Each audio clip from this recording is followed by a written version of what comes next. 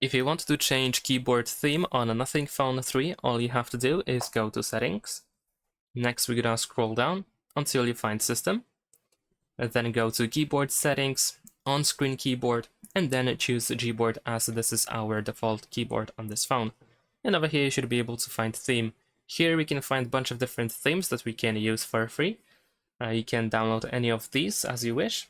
And you can also tap on Keyboarders as you set the new theme. You can also create your own theme by pressing this plus button over here at the top of these settings, and then you can choose the image that should be used as a background. So let's say I'm going to choose this one. Over here we can adjust the selected image. Press next in order to proceed. Now we can adjust the brightness, press done.